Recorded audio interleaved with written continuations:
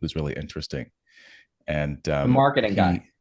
yeah, and he mentioned a an AI called Claude AI, and I've been using that a lot over the past few days. It's very interesting. It's been very helpful in terms of helping me sort of hash out some plans for myself, figure some things out. So it's Great. not all bad. Highly sophisticated, but Good to know. Well, I've been told we have the green light to start. So, first of all, I want to thank you three gentlemen for joining us tonight and welcome everybody tuning in. We're here to talk about the future of American arts and culture. This is a webinar hosted by Fair in the Arts. I am Brent Morden. I manage Fair in the Arts. I'm also an ensemble director for ensembles at Columbia and Hofstra universities. I'm a musician, and I'm really privileged and pleased to moderate our discussion with these three phenomenal minds here who I will introduce now. We're joined by Fisher DERDERIAN. Fisher is the founder and executive director of the Roger Scruton Legacy Foundation, which was established to advance cultural renewal through beauty, tradition, and belonging. Under Fisher's leadership, the foundation has grown into a global platform uniting leaders, artists, scholars, and policymakers, some of which may be joining us and tuning in today, to preserve cultural heritage and inspire creative expression. And Fisher also serves as the vice chair of the Arts Commission for the city of Costa Mesa, where he advises on public art and cultural policy. So we're very excited to welcome Fisher today. Thanks for joining us. We have the man himself, Clifton Duncan. Clifton is a classically trained actor, singer, writer, podcaster, and fair arts fellow.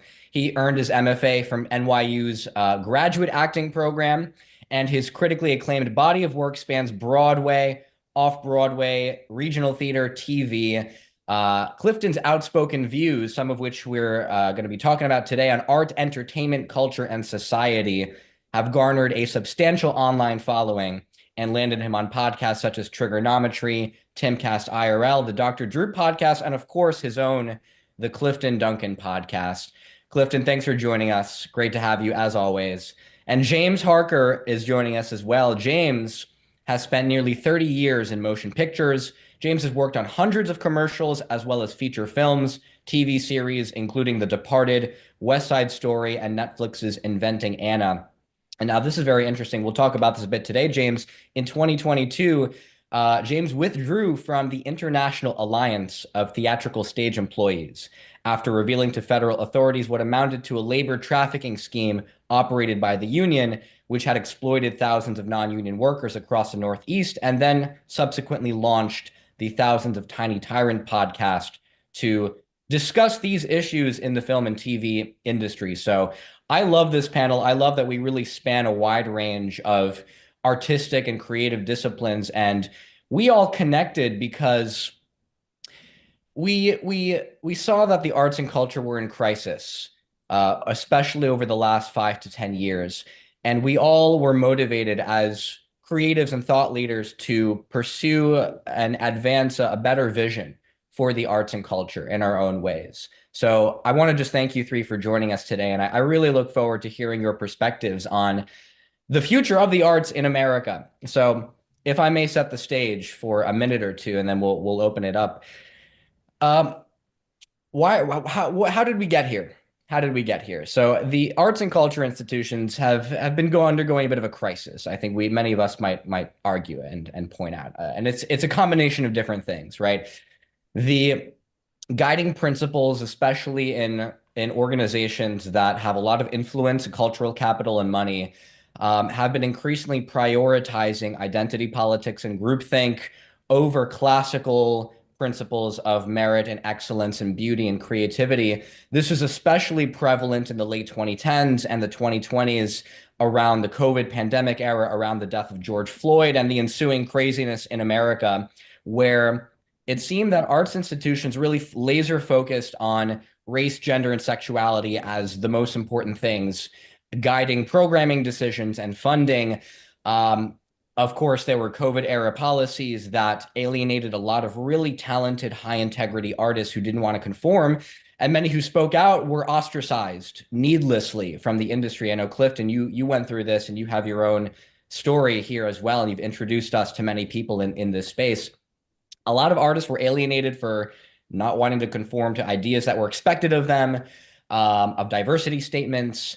And at the same time, during COVID, the arts were suffering financially and creatively, right?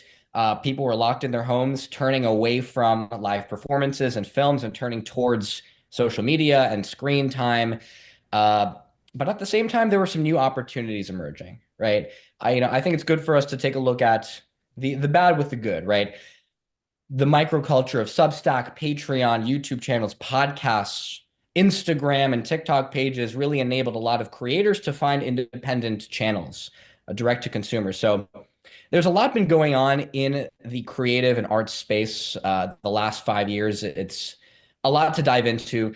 But what's relevant to us now, and really the focus of our conversation, is and FAIR is a nonpartisan organization, so we'll try to keep this engaging and topical for everybody, regardless of politics. We have a new president, right? America elected Donald Trump as our 47th president.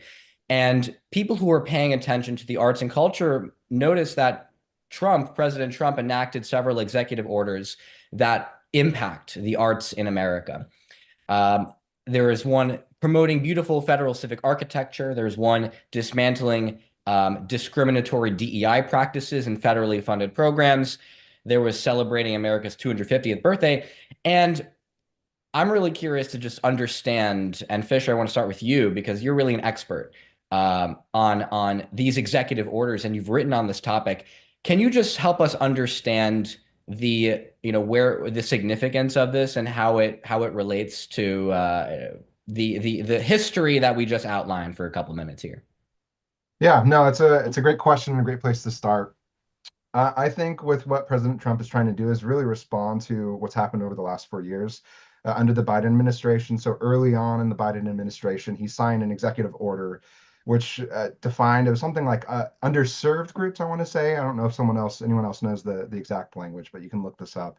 Underserved groups, which were essentially marginalized groups, minorities, sexual minorities, religious minorities, and so on, and really had an order for all of government to adhere to this understanding of underserved groups and focus on serving those groups, right? And so we see the President's Committee of Arts and Humanities come back. This is what President Biden does, and various other orders that come out saying that any effort from across the federal government has to serve these groups in a way that very much so reflects the kind of diversity, equity, and inclusion type programmatic framework.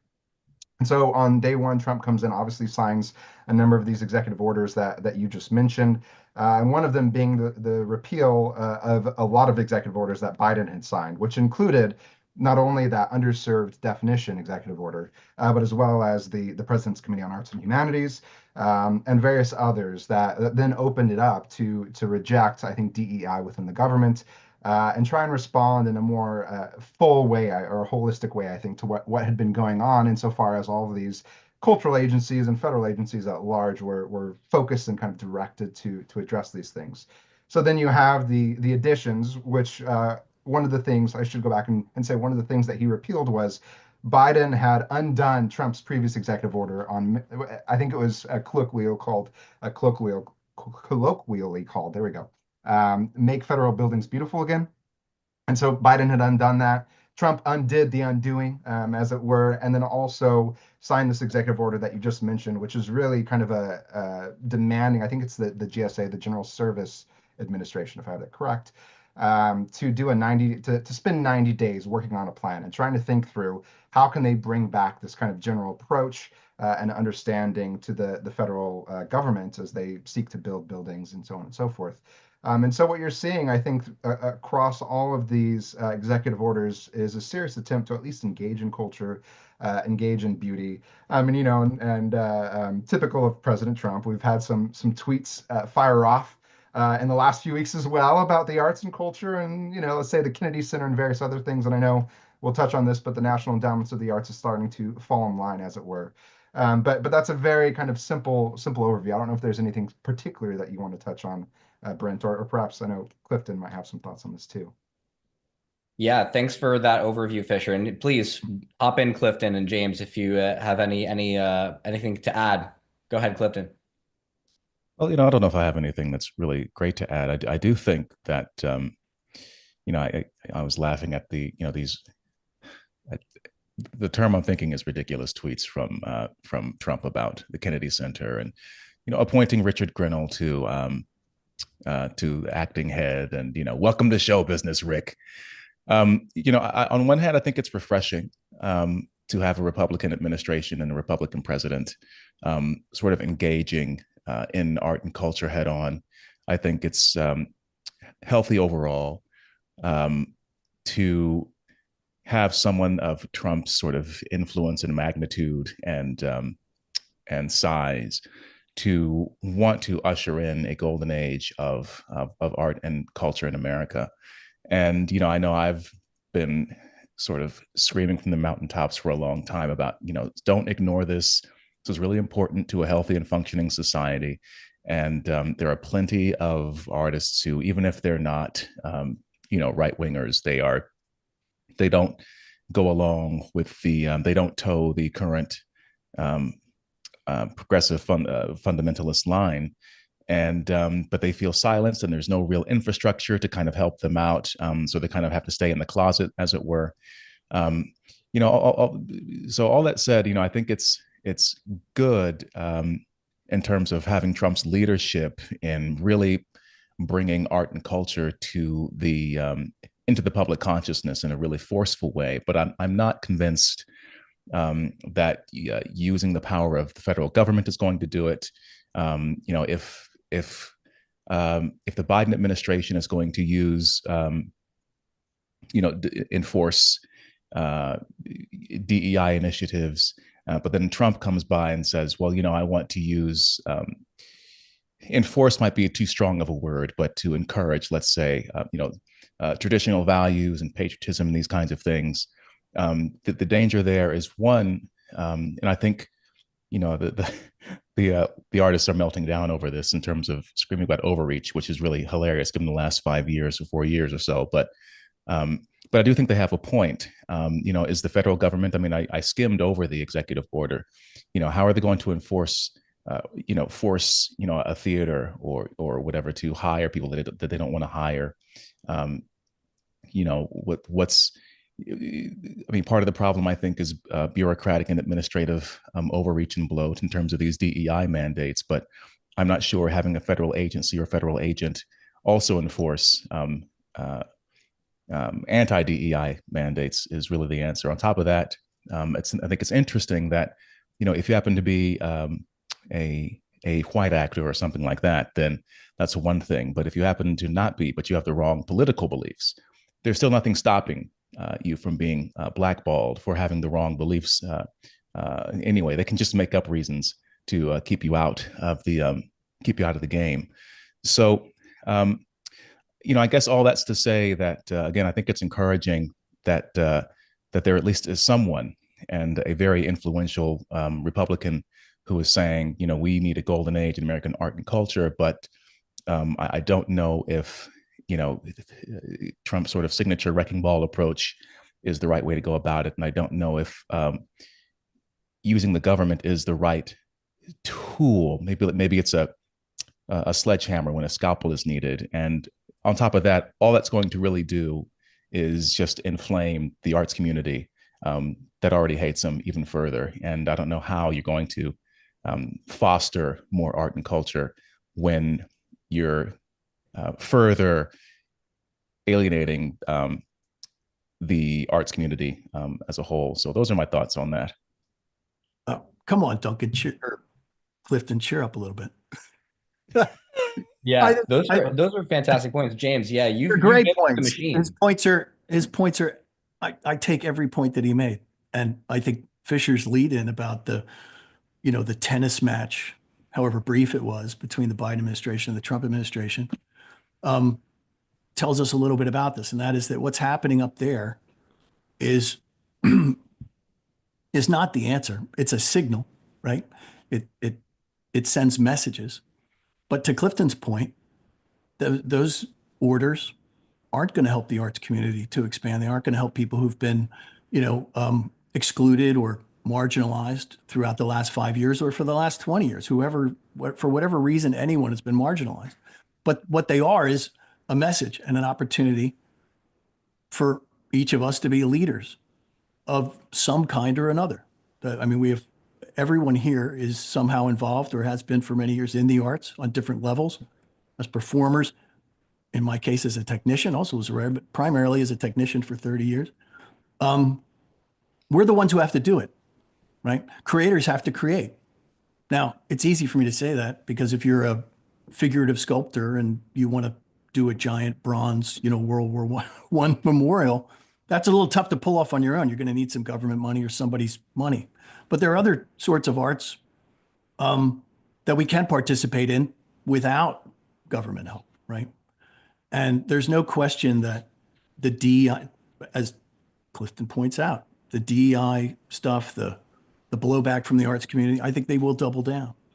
I think it's easy for them to double down. One of the reasons for that is that, and when we talk about the arts and culture, we're also talking about, that's a pretty broad range of discussion, right? I mean, poets are artists and novelists are artists, and then film directors are artists, actors are artists, right? Sculptors, and everybody has different needs in order to get their work seen or heard.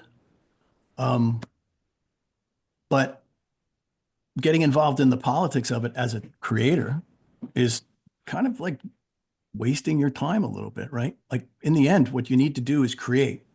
And then people who can clear the way for the acceptance of of everyone's work or different kinds of work.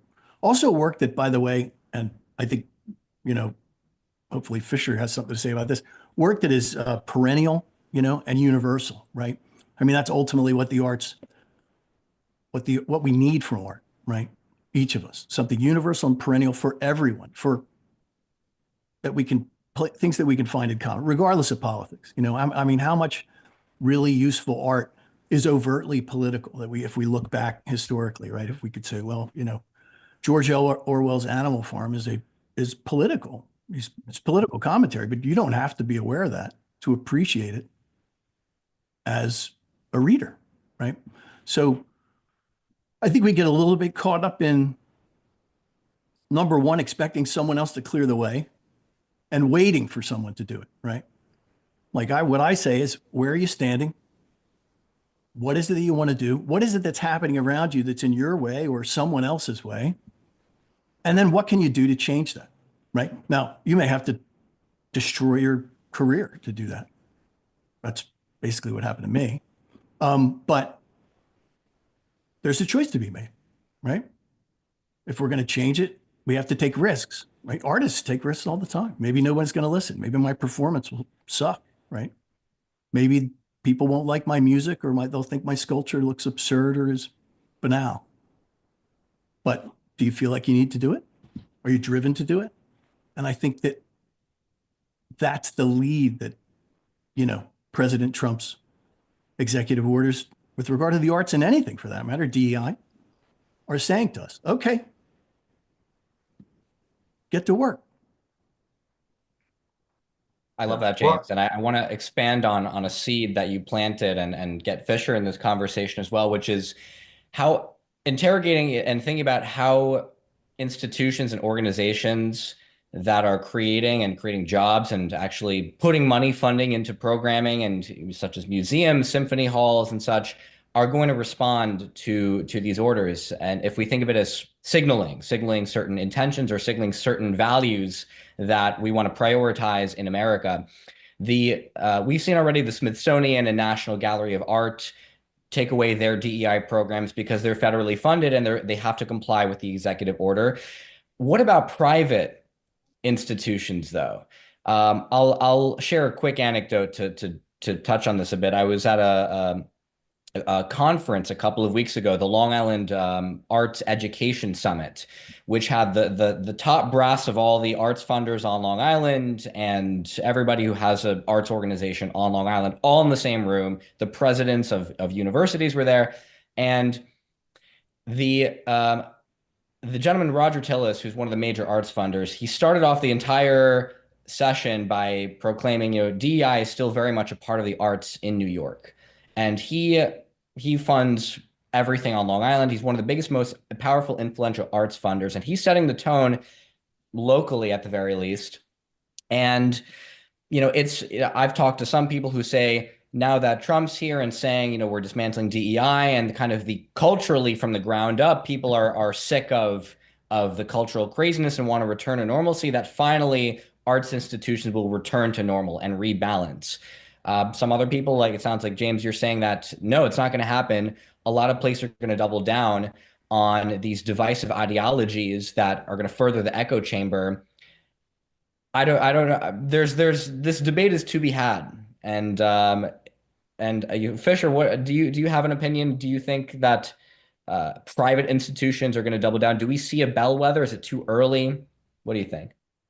I mean, I think it's a little early at this point to say with certainty, but my intuition is with James. I think you're going to see a lot of these institutions, especially the foundations and individual donors, really double down on DEI and the arts. And I think a lot of institutions, art institutions, I should say, or cultural institutions at large, will be very hesitant to move away, regardless of whatever cover, perhaps we'll say, the Trump administration offers. And just to go back to previous points, if you'll allow me, Brent, I think what's interesting with these executive orders is, one of the America 250 celebration order that came out where he reinstated a couple of his previous executive orders, one being the American Heroes Statue Garden. I mean, if you haven't read it yet, I encourage you to go back and read it just out of pure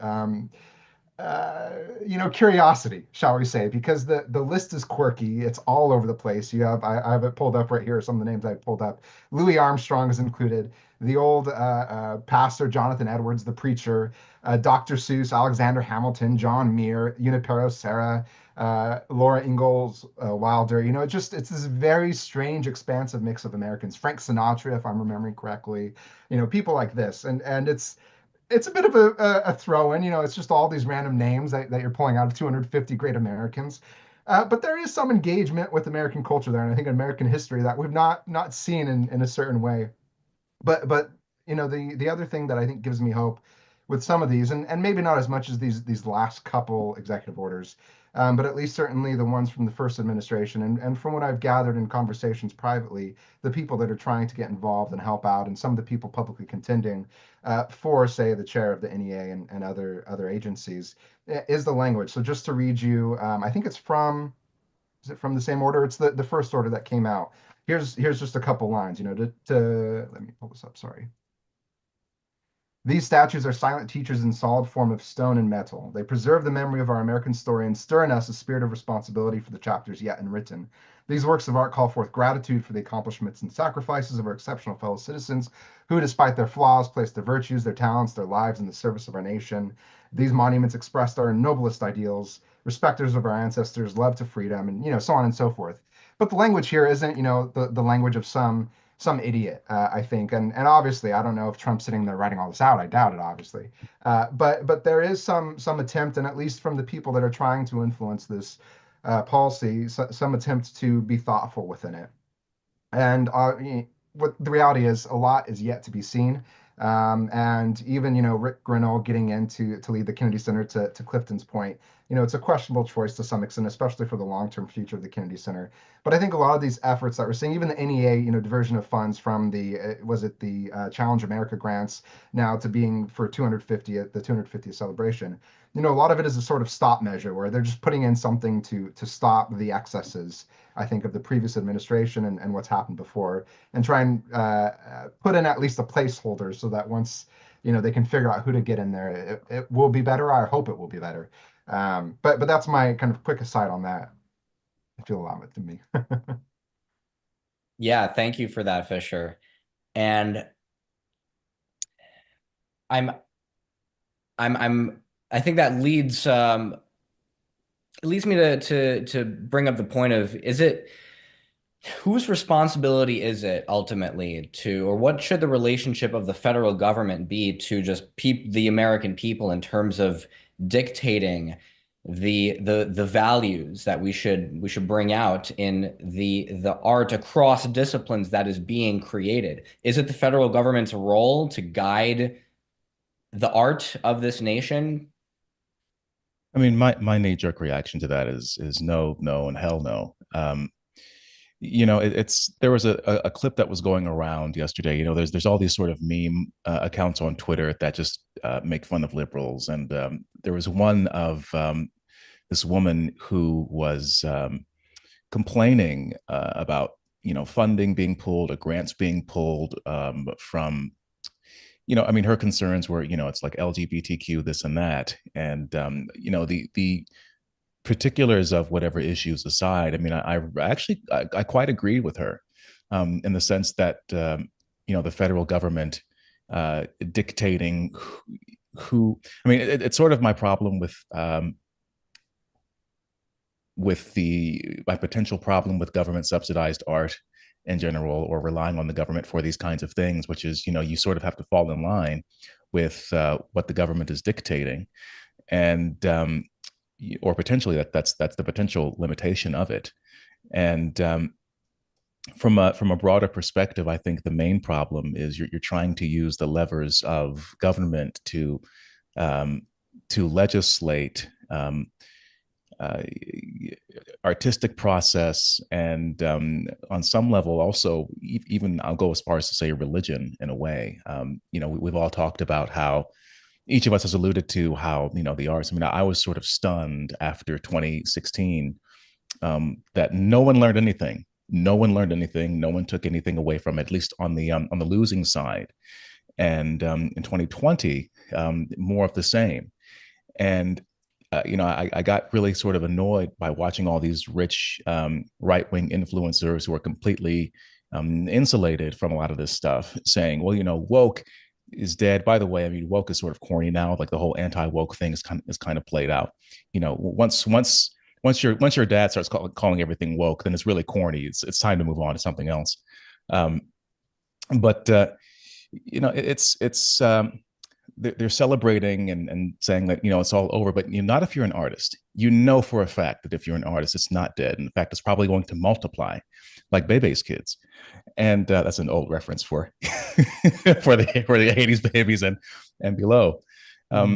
So it leads to the question of what kind of cultural shift needs to take place. And James alluded to this, is that it really relies on us, because I think that the institutions themselves are kind of beyond saving in a way. Naval Ravikant, the tech entrepreneur, said, the parasite has taken over the host. And that's how I feel about the institutions. But on the other side of the aisle, conservatives, right wing, whatever you want to call it, I think they're sort of woefully ill-equipped to tackle these kinds of issues, primarily due to lack of interest and apathy. And in some ways disdain. There's this attitude of like, well, does art build roads, and does art keep the country safe from terrorists, and does art grow the GDP, and these kinds of things, and a refusal to engage in popular culture as well. And on the other hand, you have people who control much of the cultural output. They're in the throes of this ideology, and the inertia is just not going to stop. I mean, these are true believers. They're true believers in what they're talking about, and they're on the moral crusade. And, anything that you try to do to interrupt that moral crusade is going to put you, in their eyes, on the wrong side of history. You are the villain. You are evil. You are a sinner.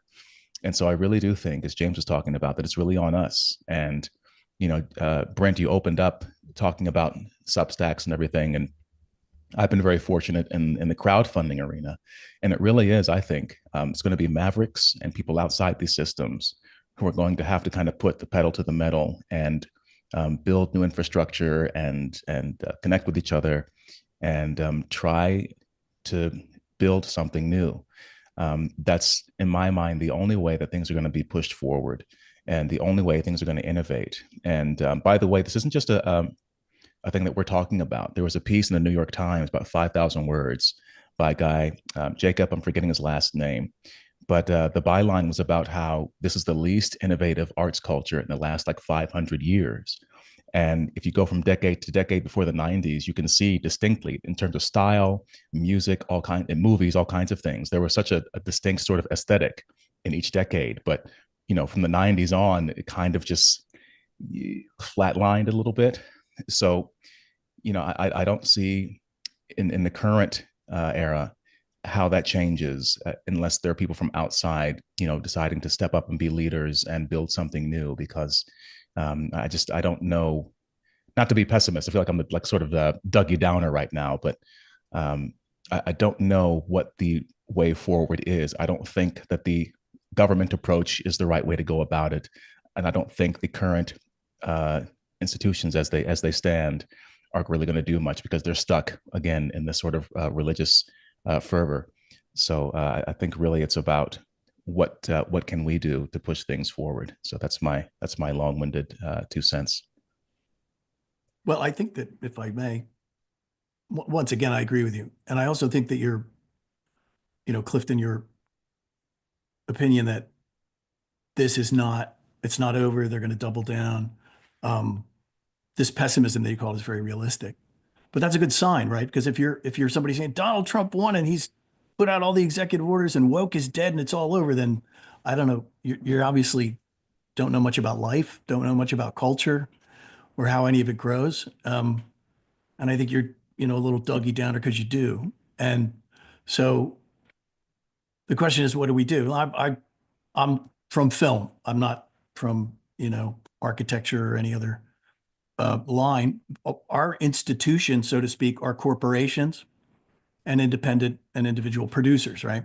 So these are all, to get over woke the government can be involved there, and that's with lawsuits. I have one, I can't talk about it, in detail, but I have one in federal court right now. We're under appeal. We were dismissed. We're in the Second Circuit. Everybody's got their briefs in. I was dismissed on standing, but it's against Meta Platforms and the Association of Independent Commercial Producers, the largest commercial production trade organization in the country, responsible for 85% of the commercials that we see in any medium, and a couple of other companies as well. But I'm being represented by America First Legal Foundation. That's actually how I learned about FAIR, was I brought the case to them as well simultaneously. But anyway, again, not only do we have to create work, but we also have to confront the discrimination and the exclusion for any reason that is right in front of us. Right now, in your case, it's about politics. I have a politics story too. My lawsuits so far were not about politics, but I was actually blacklisted because of my support for Donald Trump in 2020, and by one of Steven Spielberg's collaborators in New York. So, and I was told to my face that that's why it was done, because you can do that. There are no laws against it, right? I don't like you. I don't like your politics. I don't like your tattoos, your lack of tattoos, your haircut. I'm not going to hire you, and there's nothing anybody can do about that. But there are plenty of things that we can address as artists, as craftspeople, within these corporations. But we have to get together to do it. And I do think that the federal government does have a place there in terms of the enforcement of civil rights, not just Title VII or employment discrimination cases, but rather, there are other areas, because Hollywood has always been about exclusion. Hollywood, and I don't mean California, I mean the motion picture industry, and I guess entertainment on the whole, in many ways, is so competitive and so subjective. And it is, as you will hear in the business, I'm sure you've heard it 1,000 times, it's all about relationships. If you want to get ahead here, it's all about relationships. So from the very beginning, it's, well, what do I need to do to get in? I'll do whatever I got to do to get in. And then once I get in, I could do my own thing, and I'll create or all this or all that. And then you compromise to get in, and now you're in, and oh, well, you don't want to give that up, because once you're out, you're out. You can't get back in, right? This is the cycle. And Hollywood, and you bring up an excellent point. It is flatlined, right? Flatlined. There's been no innovation, because it is an industry dominated by incest that is codified. And I mean, it's codified between the studios and the streamers and those who control the money, and the unions and the guilds, who, although most of us think of them in conflict, in Hollywood or have actually conspired for years to create agreements between the unions and the corporations. And a quid pro quo that allows the corporations to control the unions and the unions to control who works, which is illegal. And this has led to, we call it a brain drain, but it is what happens in any incestuous relationship. You don't bring in any new blood. You're constantly protecting your own ground. What do I have to do to keep things as they are? Right. And that's overtaken everything. And DEI, you know, and now politics to a degree probably never before seen, right? 50 years ago, I don't know how many people would have cared in Hollywood. Nobody cared what my politics were when I started in 1995, 1996, you know, but oh boy, they started caring in 2020. So there are things we could do, but we have to confront them. Now, I don't expect an artist necessarily to do that, right?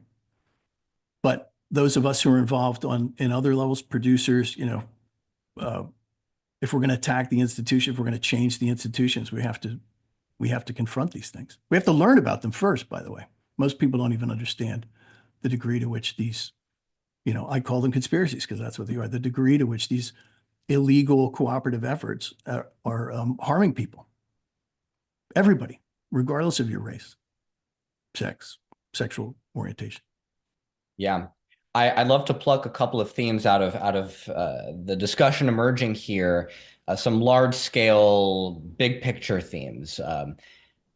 Building alternate patronage networks. That's a big thing we focus on at FAIR. That's why we establish our artist grant to raise money to fund independent artists seeking support that they're not finding through traditional channels.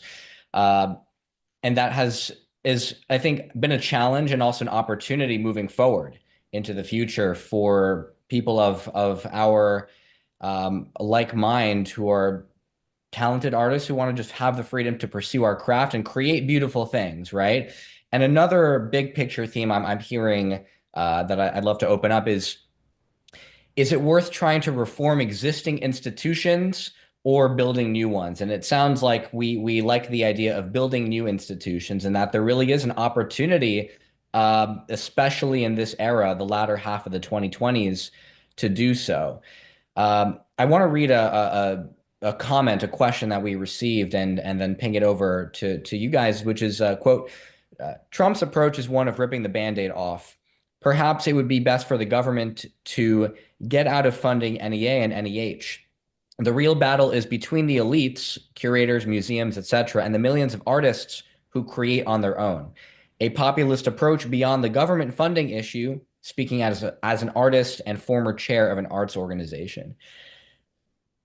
I'm curious, Fisher, to get your take on this and your, reflect on your experiences of actually building new institutions, something new, alternate patronage networks, alternate communities, new grants. Have you seen success in that arena for yourself? Where do you see that going? I mean, it's slow. This is the reality is you have to, I mean, as we all know, patronage matters, and to find patrons is a difficult task to do in the first place, and to build up that network support that can provide subsistence for you and hopefully others. That's been a challenge, even though I'm working with this great foundation and working to advance the thought and legacy of Sir Roger Scruton. Just because you have to go to these donors, you have to find the people who are willing to step up and put the money down. And the problem on the right, at least that I've experienced thus far, is a lot of them I think it was James' point earlier, is that, you're looking for your kind of political ROI. And as Clifton pointed out too, they don't often engage in the artistic or the cultural or the humane writ large pursuits. And so it's really been about trying to educate people and to show them why this is important. And this is one of the reasons why I'm actually optimistic on federal involvement, because I think it's actually such a small percentage. The NEA, for instance, their fiscal year 2025 request was $210 million. This is technically the largest art-specific granting body, but by no means the largest granting body that's giving to the arts, right? You have the Ford Foundation, the Doris Duke Foundation, the Mellon Foundation, all of these deep interest with deep, deep pockets. I'm talking billions of dollars, who are willing to support the ideological projects, not just in the arts, but at large. And so I think, with the patronage of the federal government, which is by, to be fair, not new whatsoever, right? You go back to the start of the NEA, and even before that, I wrote about this recently on my Substack. Here's my shameless plug, Dux Culturae. Forgive me for the Latin word. But I write about this called The Power of Patronage. If you've ever read the book, The Cultural Cold War by Francis Stoner Saunders, you see how the Rockefellers, the Dulles brothers, they were heavily involved in the pushing of abstract expressionism and, in fact, other avant-garde movements in the 50s and 60s. And through, a very carefully curated institutional network, they were able to push it as the premier American kind of democratic form of art, as almost a propaganda arm. In response to what was happening in the Soviet Union and so forth. And so I'm not saying, my goal is to create, an own rival network with all these institutions that are funded by CIA funds or whatever it is. But just to say, we actually have to provide that cover. We have to provide that opportunity for these philanthropists to come together, but of course the administrators of institutions. And while I'm very much supportive, and I think it's necessary, and we're seeing this in higher education as well, the creation of new institutions. I'm also a bit of an institutionalist. I see all these beautiful, wonderful old institutions with great history, and I think meaning to perhaps the West, if not our great republic, but the United States of America. And I think it would be a shame to see them lost completely. And I do want to fight back. But this is going to be a long-term project. It's not going to be tomorrow. We can't, through an executive order, get back, I don't know, whatever, fill in cultural institution, the Met, or I don't know, something like this. That's going to be a very slow thing, and you actually have to cultivate the talent. You have to find the artists, you have to find the administrators, and you have to make it acceptable for these people, to James' point, to come out of the sort of institutional orthodoxy, and that takes different forms in the different mediums. It might look different in, say, the museum world versus in the film world, and there are various opportunities that come in. I think when you have more market mechanisms, even if you kind of have a dirty incestuous industry like the film world, there's still market mechanisms that say, well, this is making money, this isn't, and that can also lead to bad angles, as we see. You can get very unartistic in that very quickly, but that's important. And when things are so grant reliant, it's very ideologically driven. So it just becomes difficult to kind of push back. And so I'm hopeful for the building of patronage networks, but this is really one of the projects that I'm taking on through the Roger Scruton Legacy Foundation is asking, how do we start bringing these people together? How do we provide them a philosophy that makes them coherent, and a cohesive group where they can talk about beauty and excellence and actually understand that means a variety of things. And that doesn't just mean that it has to be this very kind of limited form or tradition within any specific art form, but is actually much more wide reaching, as it were. Thank you for that, Fisher. And Clifton, you have a lot of experience in this realm as well, just doing your own thing, finding your own independent path as an alternate to failed institutions that broke you and ostracized you. And you've seen some success in this area, right? Yeah, some success. I mean, I do think that one of the good things about living in the times that we're living in is that there are alternative mediums for people to move through if they want to build their own careers. I mean, musicians and visual artists and so forth have already found ways to create their own paths, to the extent that now, if you're a musician, you don't need a record label. And I mean, it's so funny, I look at these accounts on Twitter that are like, this is the like Pop Crave or something. And it's like, this is the top streaming artist of the month of February. And all the comments are like, I've never heard of this person in my life. But then there's somebody with a YouTube following of like, 1 million, 2 million people who, they build their career doing their thing. Comedians are also kind of leading the way in terms of building their own sort of infrastructure and networks. So it's very encouraging. And then, like I said, I've found success very unexpectedly through crowdfunding. And it's funny. But right before we came on, I was talking about these sort of AI, the advent of AI, and there's a Claude.ai, which I was, I'm not a sponsor or anything. I'm not being paid to plug them, but I was going back and forth with it. It's quite sophisticated, but talking about.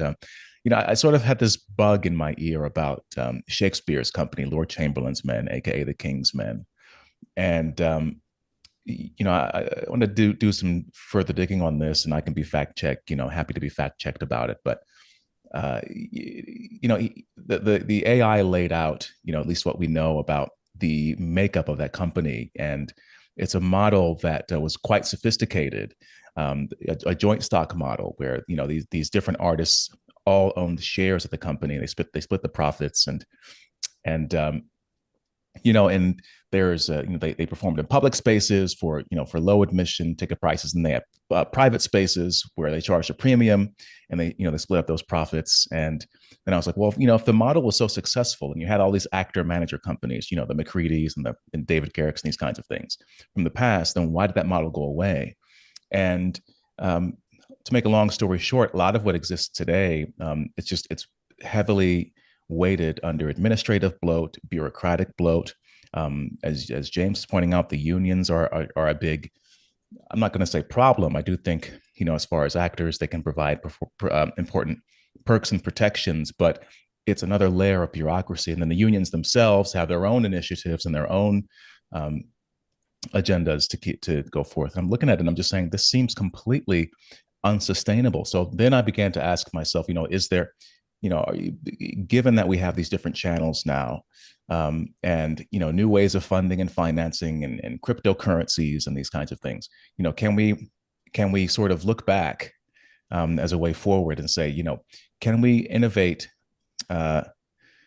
business models? And Shakespeare was working with business managers, and are artists going to need to put on their develop new skills and say, what, I'm just going to have to put my nose to the grindstone and learn about business, learn about attracting capital, learn about sales, learn about copywriting, learn, in addition to my art, how can I build and sell this infrastructure to people? And what's great is that, you have, it's you, the artist, who can connect directly with your fan base. And the bigger your network grows, the bigger your following grows, the more opportunities come your way, and the more people say, hey, I want to work with this person because they're doing something interesting. So I think one of the reasons I'm so sort of bullish on the institutions themselves being unsalvageable is because I think there's other avenues forward. I was so shocked when I ran the crowdfunding campaign about how big it got, and just how many people that were out there that were like,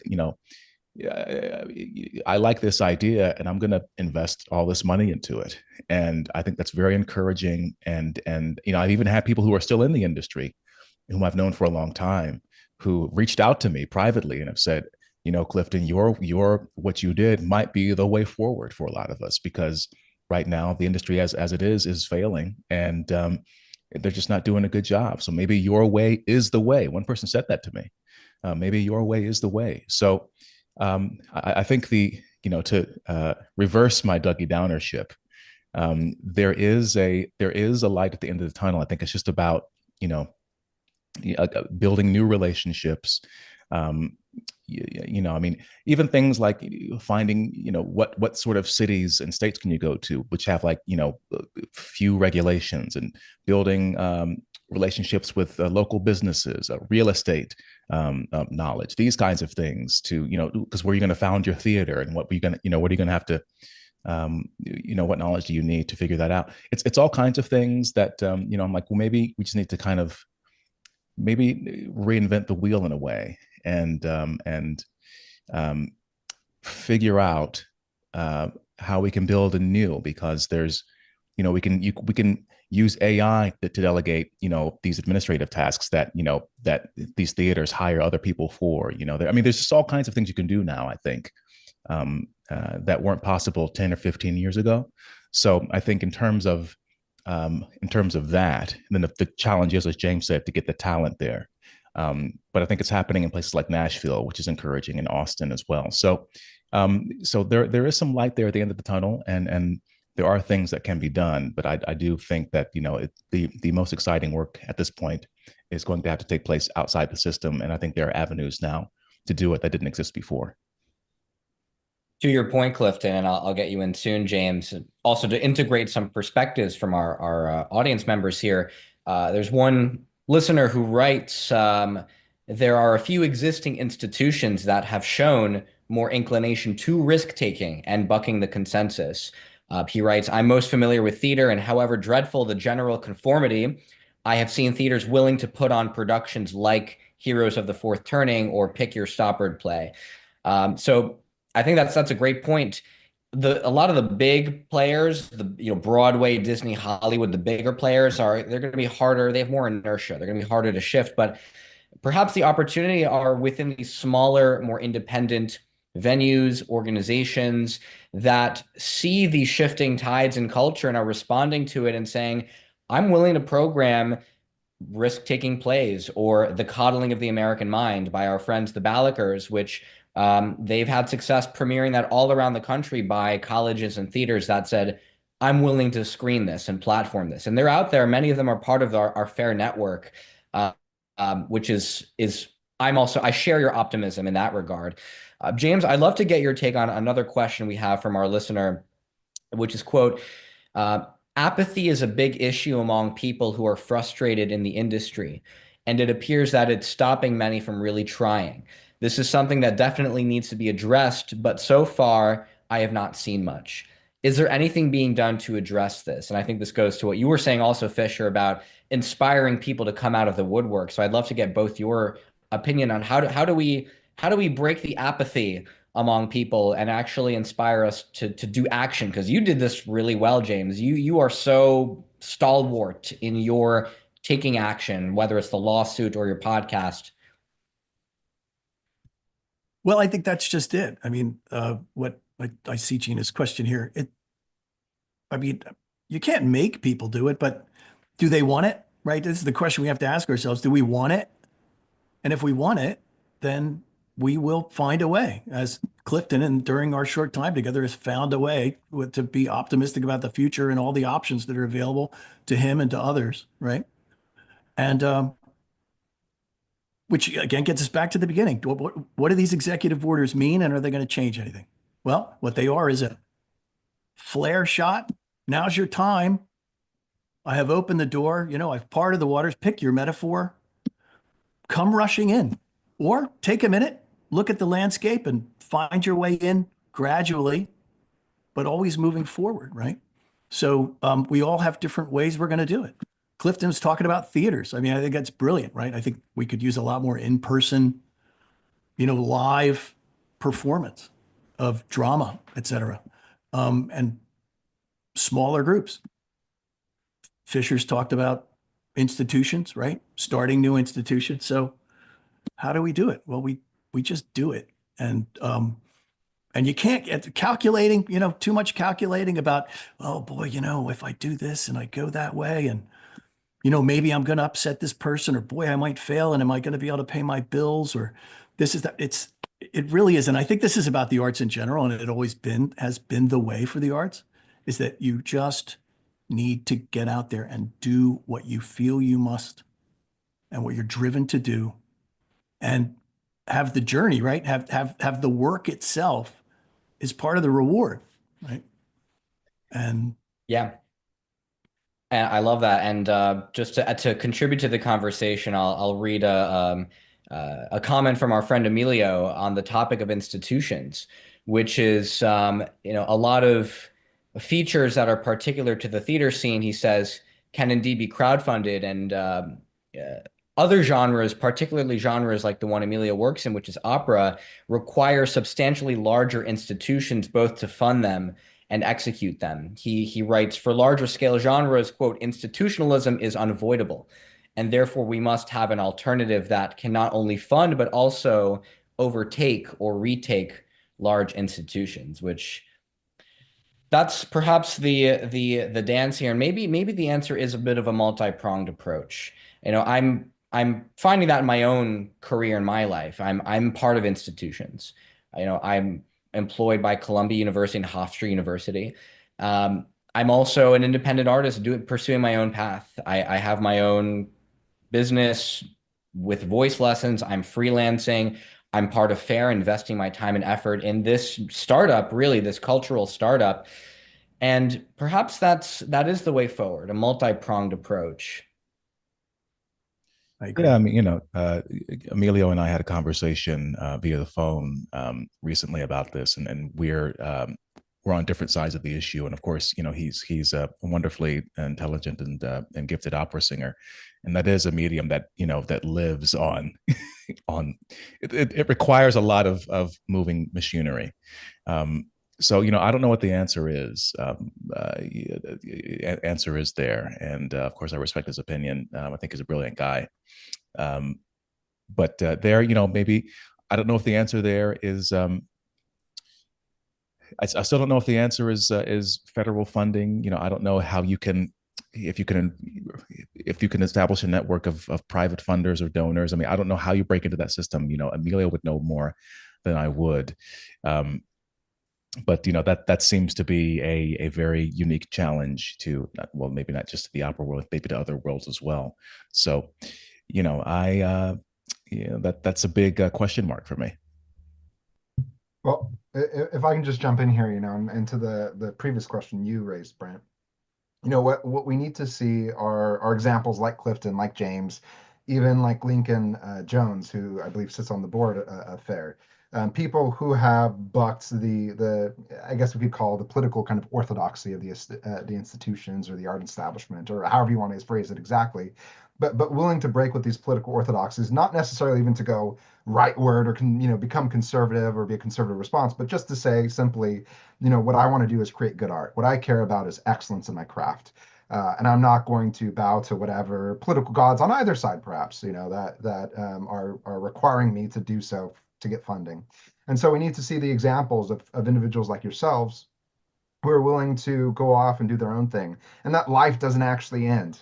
Even if you're not a part of the system, or you don't have the patronage of these big institutions in some instances, you can actually continue to do well. You can actually produce good art, and you can actually provide for yourself. And I think that's an important aspect. And part of that is also trying to find the institutional partners that are actually willing to do this themselves. And I've been talking with a handful of people in the museum world, trying to find just even 2 or 3 other museums that might come out with, from the directors or artistic directors or presidents or whatever it might be, willing to say, I don't just want to follow the kind of DEAI path that's being forced on the museums from the American Alliance of Museums, even that's being kind of institutionalized even further through the Institute of Museum and Library Services. That's the federal agency, right? I just want to speak freely. I want to be able to explore these topics as I wish to explore them, which might be going against the progressive political ideals or not. But it doesn't have to be about that. And to find, I don't know, even 3 or 4 people who will come out publicly to speak on this sort of thing, who will push back on the complete politicization of the institutions, is near impossible. And I think we really have to figure out, what does support for those institutions look like? Maybe in Emilio's case, are there 1, 2, even 3 opera houses who are actually putting on good plays that are saying, what, we're explicitly not doing the sort of politicized art. We're explicitly just going with good art. And that might even be new art, new commissioned art, right? But showing that it's viable, showing that there's a path out there. And of course, if you have things, I'd say, and this is why I'm so kind of bullish and optimistic perhaps about what's possible at the federal level, which remains to be seen, to be fair. But nonetheless, why I'm so optimistic is if you have the imprimatur of an organization, an institution like, say, the National Endowment of the Arts, the National Endowment of the Humanities, even the Kennedy Center, even if you just start pumping it full of stuff, might be good, might be bad, but it's at least new stuff that's different. And you show that you can actually support things, that it can move forward. You can actually do a lot of good. And I think allow that sort of cover and embolden people to step out, to explore new ideas, to break away with what they think they have to, follow otherwise. And so that's why I'm just so hopeful about this moment. I think there's a lot of openings and opportunities. And, that could be Substack, that could be crowdfunding as well as it could be, finding a couple of brave institutions who are willing to go our way or go a different way and partner with new people and put forth new art pieces. Absolutely. Absolutely. I think we can go maybe another 10 minutes. I know, Fisher, your commitment's more flexible, if that's okay with everybody, just to close out our really fruitful discussion. I want to read a couple of other comments and questions from our audience members. Our friend and film committee leader, Michelle Polino, writes, quote, "Recently, I was asked by a couple of producing friends about conservative funders. Who are they? Where can I access them? These are very progressive-leaning producers who sense a shift. She writes, the future of the arts may be a combination of old and new innovation. You build things with others, and that all three of you all are making good points. And I'll add to that, it's been really fascinating and wonderful to see just the network of fair artists come together, especially within the film realm. Because where is innovation happening? This is a guiding question for our whole discussion here. We have some incredible talent, some really amazing producers, directors, documentarians, writers who are coming together in these monthly meetings and saying, I'm having trouble getting funding because even though I'm really talented at what I do, the ideas I explore, producers are hesitant to invest or donate because they think the ideas it's going to flop. Meanwhile, the National Science Foundation, this was just published by the Free Press last night in their expose on how PBS dismantled their DEI office after the Free Press investigated them, that the NSF was awarding, I think, a combined of $5 million in grant funding for documentaries and children's TV programming that were explicitly reinforcing ideologies around race, gender, and sexuality. They have no problem getting funding. I mean, the things we could do with $5 million in funding our film committee alone.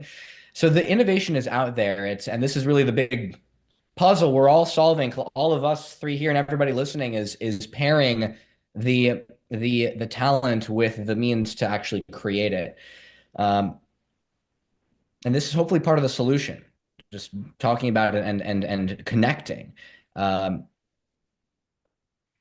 James, we didn't get you in the last round. I wonder if you have anything to add to that point or any other things to respond to you're saying. Well, I don't know how to get money to anybody. So that's like, I can't even get it to myself. So how you can get, conservative money to progressive producers, progressive money to conservative producers. I think hopefully we'll get to start talking less about the political positions of the money and the producers and more about what is being created, right? And to that point, sorry to cut you off. I think another really important guiding question that is important in FAIR's cross-partisan and nonpartisan approach that really welcomes all political perspectives is in terms of our messaging. How do we actually create beautiful, excellent works of art and encourage that as a cultural norm? I think the FAIR approach, and perhaps we share this, I'm curious to get your thoughts, everybody, is the way forward is providing a better alternative that is not overtly partisan. It's uplifting universal values that people across politics can get into. And beauty is one of them, right? Fisher, a big part of your work is how do we actually bring beauty into the world? Excellence, craft, freedom of expression. Would you agree that this is the way forward? And do you think that there is room in Trump's actions, as he's obviously partisan, but is there an interpretation of his executive orders and his action around the Kennedy Center that is universal and encompassing and unifying in this way? Was that for me to jump in, or James, did you want to? No, well, Anybody, actually, if it had feel been directed at me, I was going to send it to the Roger Scruton Legacy Foundation. I think Roger Sure. Scruton had a great deal to say about these things, right? More eloquently than any of us could, man. Yeah, absolutely. Even myself included. No, what I'll say is I think anytime you encounter beautiful art, excellent art, it speaks to you. And that goes beyond politics, that goes beyond time even. I spoke with Clifton about this some time back. We had a call and I was saying, we were discussing, just how beautiful the Iliad is. And even if we disagree with it, and as, whatever, Americans, Christians, whatever it might be, your religious affiliation, but as you look at the Greek gods and you say, God, that's an awful vision of life and how they meddle in these affairs, there's still something that grabs you when you read the Iliad. And again, God willing, I hope I never get called into a war to fight for, my leader's wife and have to, climb into a Trojan horse or any of these sorts of things. But that being said, we can still kind of step back from that reality and read and encounter that art and experience, I think, the beauty that's within it. And so I'm very hopeful in that. And I think, obviously the big fight that we're in right now is an ideological one and trying to push back against what's being forced down. And again, like I said, there still remains a lot to be seen at the Kennedy Center, across the federal agencies or any of these sorts of national bodies and associations. But what I'm really hopeful for is that we'll just allow art to speak for itself. And obviously there'll be political fights. It's anything that's tied to government and elected leaders. There's always going to be showmanship, and there's always going to be games being played, and that side's doing this and our side's doing that, and whatever else. But ultimately, I'm very hopeful. And again, like I said, the people that are surrounding Trump and trying to speak into this issue seem to be good so far. And that gives me a lot of hope. And one name I'd encourage you all to look at is Justin Shubo, who runs the National Civic Arts Society. The man is very, very knowledgeable about architecture and public art, and very much so engaged in these questions and trying to make the case not only for classical architecture, I think writ large, but also beautiful architecture. And what does that mean to bring beauty back to the public space?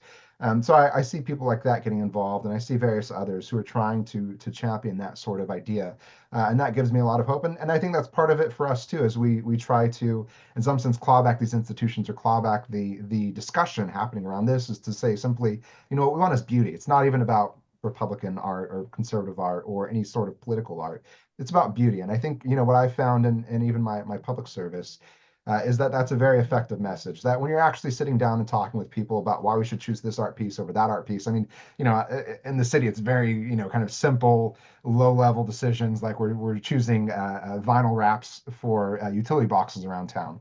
But if you're able to simply say, well, I see the qualities in this and I like this part of that, I think this other one is actually a little off-putting for XYZ reasons. And people generally would say, that's a really good point. I actually understand that.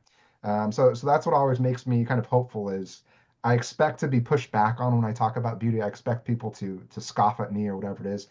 And for the most part, they all say, yeah, that's a good point, actually. I agree with you. I do want a more beautiful city. You're right. It gets different, depending on the forms and how big of a question you're asking, obviously. But that's where I think my sense of hope is, and what remains to be seen is how that approach will be taken at a more kind of national level. Um, Sort of piggybacking off of that, I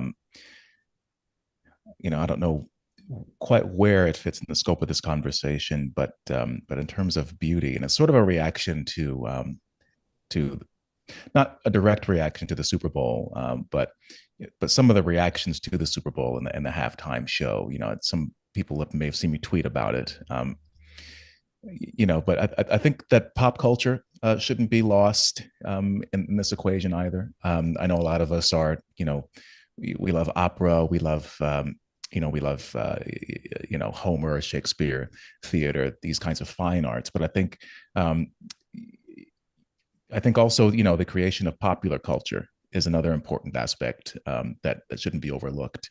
And I think when you get into talking about beauty, I mean, I again, like I told you, Fisher, Roger Scruton's documentary about why beauty matters, I think really sort of set me off on the journey, that I'm on right now in terms of the sacred and transcendent and everything. But I'm someone who, when I think of something like the classics, I don't just think about these plays from hundreds of years ago or these old novels. I also think about, Donny Hathaway and Marvin Gaye and those kinds of classics. And there are moments of stunning beauty on what's going on. Sam Cooke wrote some gorgeous love songs. Smokey Robinson wrote some gorgeous love songs. Whitney Houston, Luther Vandross, Donny Hathaway, wrote gorgeous love songs. The film Vertigo is a beautiful movie. So, I think in terms of maybe messaging going forward, in writing things that connect with people, because it's interesting because I think the institutions, in a way, we talk about the sort of coastal elites or whatever, but I think another form of elitism is saying, well, the beauty of this and the architecture and this, and it's not wrong at all. And I'm a Shakespeare guy, I love it to death, but at the same time I also my spidey sense is saying that we also can't forget about and maybe this is a fair thing, maybe this is, I don't know what it is, but just trying to create competitive popular culture, because right now there's sort of a dearth there as well, where it's like, this New York Times piece made this point. I mean, they really loved Amy Winehouse for some reason, and there was like, it's the last time it felt really fresh and new, or pop music, and I was like, well, it sounded like a lot of Motown songs, but that's fine. But but this engaging with pop culture and say, okay, we had hip hop in the 80s, and that's been a hugely popular force across the world for 40 years. But like, people are like, what's next now? What else will America produce? And where's that next big sound, that next big cultural wave going to come from? And people are annoyed by Taylor Swift. So is there another alternative out there? And how can we, is there a way to nurture and encourage those? So it's not really within the bounds of this conversation specifically, but I think just sort of planting the seeds in people of, there's also a way forward to, or maybe thinking about creating reviving pop culture in a way, or engaging in pop culture, popular culture, not sort of dismissing it and denigrating it as like empty bubblegum music. But Motown's pop music and that stuff is still great. Lots of pop music from back in the day is still great and listenable and has substance to it and meaning. So when we talk about classics and creating new classics, even that's just something to bear in mind as well. And maybe that's completely random thoughts, but it's just something that's been on my mind lately, and especially after last night. So that's another thing to think about in terms of going forward and building a new infrastructure and these new models, and maybe even offering competing quote unquote content, even though I hate that word, for maybe even taking the lead and seeing where the other institutions, if they follow or not. So sort of rambling there, but that was just on my mind. That's such a great point. I mean, that's why I have Stevie Wonder and Ella Fitzgerald and Frank Sinatra behind me, because their music is beautiful. I have 6 Ella Fitzgerald records on the wall opposite from me because her singing is so gorgeous, and there's a real artistry and beauty in that. I think that's a great point. And in the interest of time, I believe it's time for us to wrap up. There were some great questions we didn't get to, separating the art from the artist. One from Nikki Johnson, our FAIR medicine director, about arts education. The conversation does not end here. And I thank you 3 gentlemen for really opening up a lot of important threads about how we're going to move forward into 2025 and the 2020s as individuals who are really invested in the positive growth and flourishing of arts and culture in America, in the West, on Earth even. Everybody listening, thank you for tuning in. I encourage you to check out Fisher at the Roger Scruton Legacy Foundation. Check out Clifton Duncan, the Clifton Duncan podcast. Check out James Harker's Thousands of Tiny Tyrants. And if you share our vision for building a new infrastructure in the arts and culture, consider donating to FAIR. We're talking about how we actually build alternate patronage networks. That's what we're doing at FAIR in the arts. So fairforall.org/donate. If you have any questions, reach out to us at arts@fairforall.org, and we will certainly continue the conversation. So, gentlemen, thank you again for joining us tonight. This was very special. And everyone out there, have a fantastic evening, and we'll catch you next time.